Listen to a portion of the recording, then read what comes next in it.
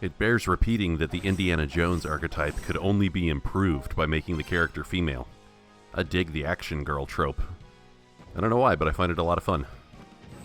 Mid-boss number 7 in the activated Hall of Malice, Delphine. Something weird happened the first time I fought her. I think she got glitched. She behaved in a way that she didn't during subsequent attempts. I ended up getting behind her and she never turned around. Ever. No matter how close I got or even if I hit her. So I could slowly whittle down the back of her skull with my whip. So I lucked into a glitch the first time around, apparently.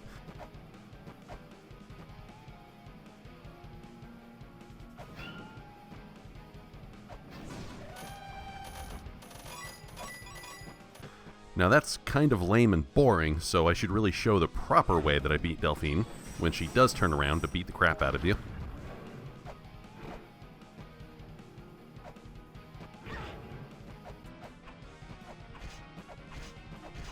The sad part is, though, that beating her properly actually is not hard at all, just as long as you have enough ammunition. Just like a couple of other mid-bosses so far. If you just space correctly away from her swings, and then pelt the crap out of her, she'll die. I'm sure I'll, know how to do this more quickly with melee weapons if ever I were to play this game again. But that is not for now.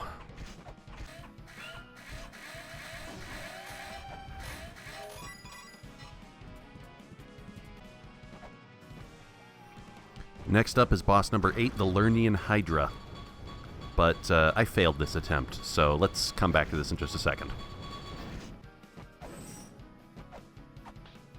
While wandering around the Malice Palace, just to see if there was any loot in, say, pots for money that I hadn't broken open yet, I came across a breakable wall that gave me a piece of software. I haven't looked that up, don't know what it does, but it says it's puzzle-related solving software, programs, ones and zeros, digital information, make your life happy permanently. So, it's probably a necessary sequenced item. I'm glad I kind of stumbled into it. So after a couple of failed attempts on the remaining mid-bosses, I thought, maybe it'd be a good idea to really fortify my ammo reserves. So I warped back to the village, and I noticed that I had tons and tons of money left over from the last time I had abused a money fairy, like a year ago. And I thought, well, this is my first time through the game, and if I intend to use projectiles to cheese the shit out of things, well...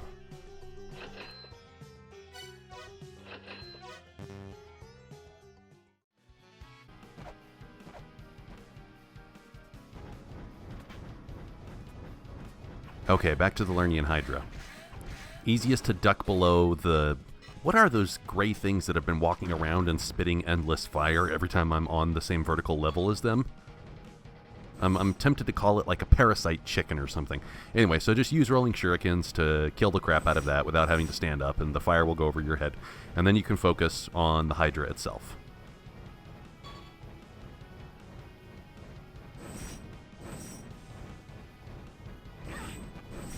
The Hydra is a decent little encounter. It'll rotate one direction and then the other as it scrolls back and forth across the arena, and any mouths that it has left will regularly spit fireballs at timed intervals.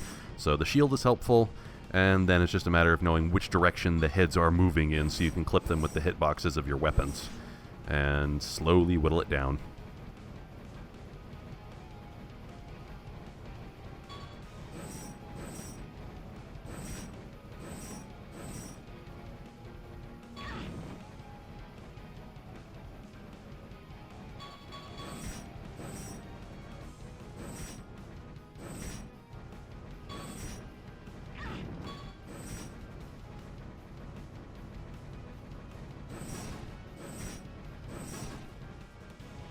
It gets easier as the fight progresses because you keep knocking the tentacles off.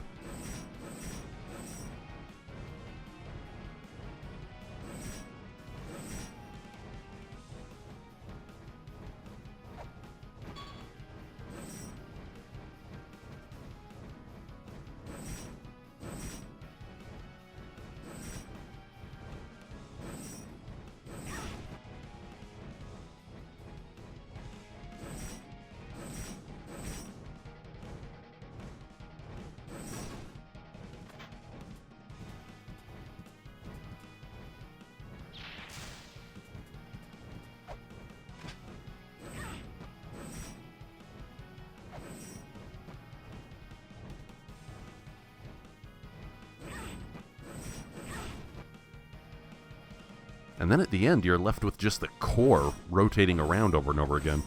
So I try to just gingerly jump up just enough to, again, hit it with the hitbox of my weapon, and it has no other attacks other than contact damage.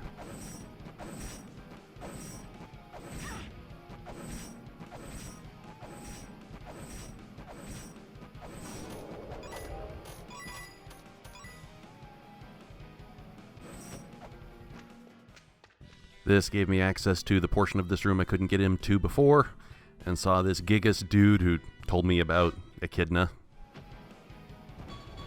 Every time I hear that name, I'm thinking of the mammal, like the real-life animal.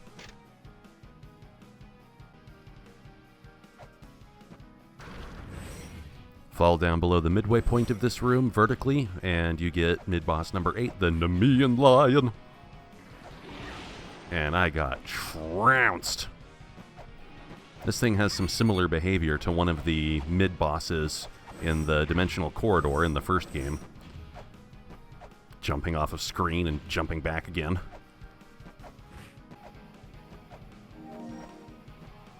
I had zero faith in my ability to properly plot out this thing's movement pattern to beat it down with melee, so I completely cheated. It's 9:30. And the Nemean Lion is now dead. Some paths open that let you get back out more easily if you want to. Now, unless you're adhering to the rule of threes and multiples thereof, 9 mid-bosses is not a satisfyingly even round number, but 10 is, and I suspected there would be a 10th mid-boss to take on. And so there was. I stumbled upon this horrifying monstrosity, Orthrus, which kind of looks to me like an ascended mass of souls from Dark Souls, like where just 3 personalities were stronger than all the rest of them, so they came to the surface and took control. Each of these faces has its own attack. One of them is a giant blue, unblockable Danmaku ball, which bounces off of one wall. One of them just sprays a shotgun spread of fire, and one of them has a searchlight that, if it finds you, you will be zapped by a pretty thick laser beam. Little did I know that was going to be a theme for later on, too.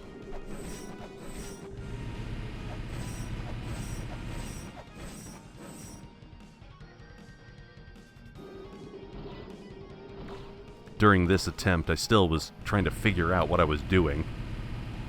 So during a couple of cycles, I would hang down by the bottom of the screen and just observe the shot patterns without attacking. But I'm in the mood to cause some human suffering right now, so I'm not going to edit this out. We'll see the entire final attempt on this mid-boss. I mean, you could just skip ahead in the video. God knows that's probably what I would do.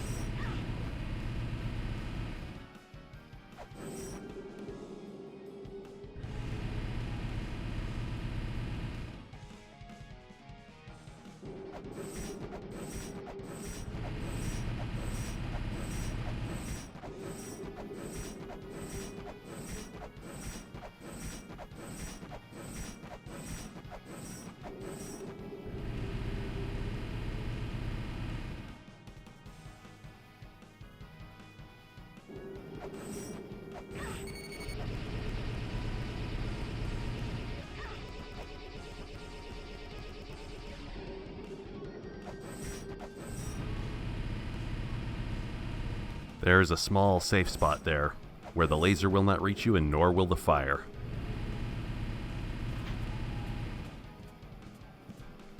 At this stage I'm getting a little bit desperate because my health is low and I don't want to risk losing the attempt by getting close enough for melee range and getting my face bashed off. So I equip my chakrams and start whittling this thing down by chucking holy frisbees at it, just like I'm playing Ultimate Frisbee out in the quad.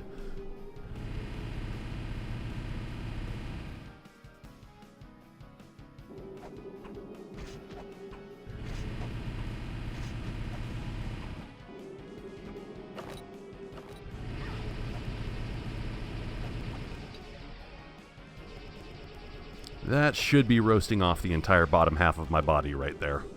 But I guess the hitbox of the searchlight laser was a little bit more forgiving than I thought.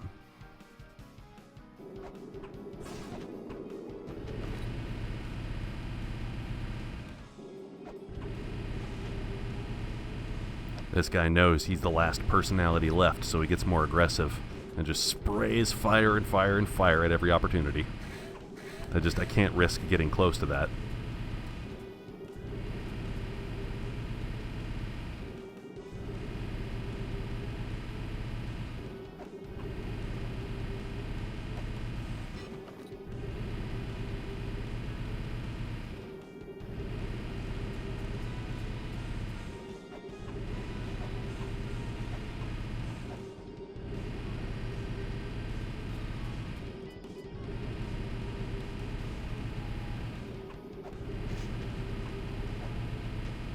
Chakrams are a weapon that try to return to you like a boomerang, so it took me a while to remember that when you jump, the chakrams will move up with you, so I had to take advantage of that action to actually hit the dude.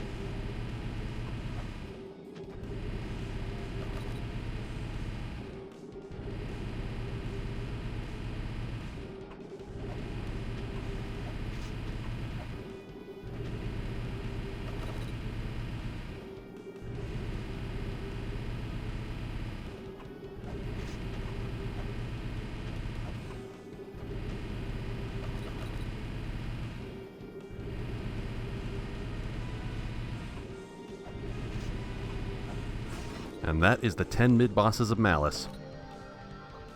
And upon murdering them all, an Ankh appears in the next room over.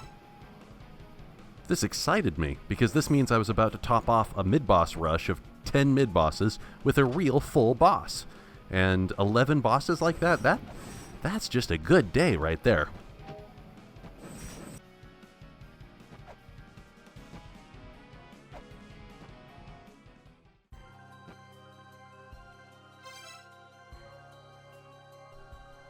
I paused for a minute just to listen to the music.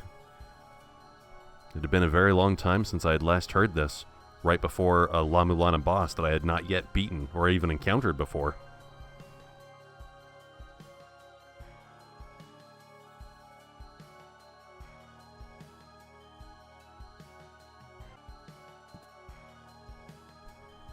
So I jammed in the Ankh gem and saw this stylized portrait of a beautiful woman's face.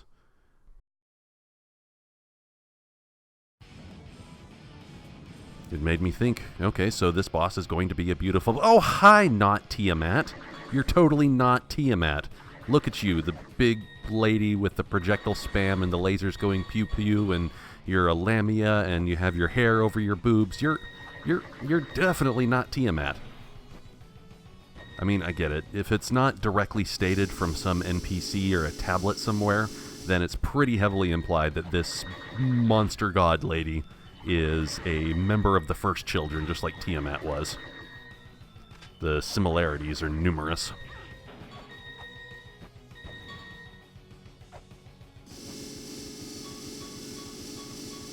Now, do you remember a minute ago when I said I was in the mood for human suffering?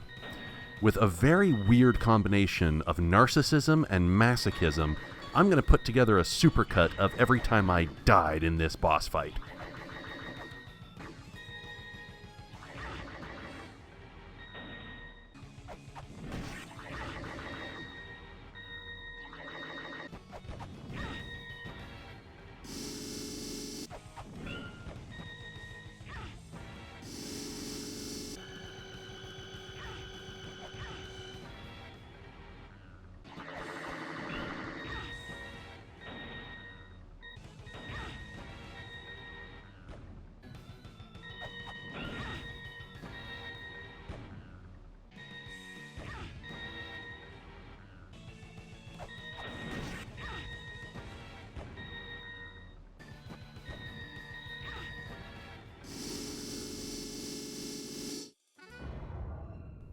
There, 11 failed attempts. This is going to be attempt number 12.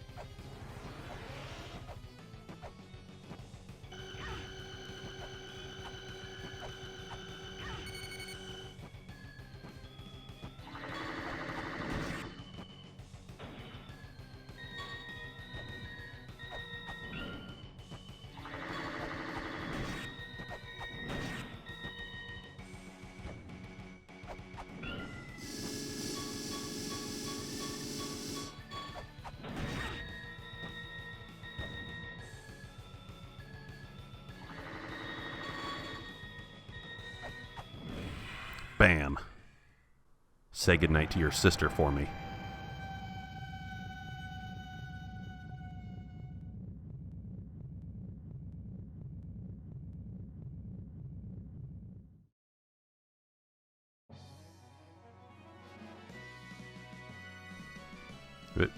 Nearing its end? What? I thought I was like at most 60% of the way through the game. Nearing its end. Is this supposed to be the new equivalent to the Dimensional Corridor, hence the boss rush and such and such and such? I thought the Underworld was supposed to be. As has become standard after beating a boss, I get a treasure. Thankfully, I was smart enough to remember using my decurse spray on the box before whacking it open with my axe. And I get a flute that lets me listen to giants. Okay, I'm sure GMA will talk to me about where to use that. Now, I truly hope that Echidna is not intended to be as difficult of a boss fight in summer of 2018 as Tiamat was in summer of 2012, because Echidna is just not as hard. She's too similar, so a lot of the little tactical tricks that worked well against Tiamat work well against Echidna too. But I get the feeling that Nagoro is not done with me yet. Shurtor was not the end. There's going to be more torment and pain and suffering that I can't imagine yet.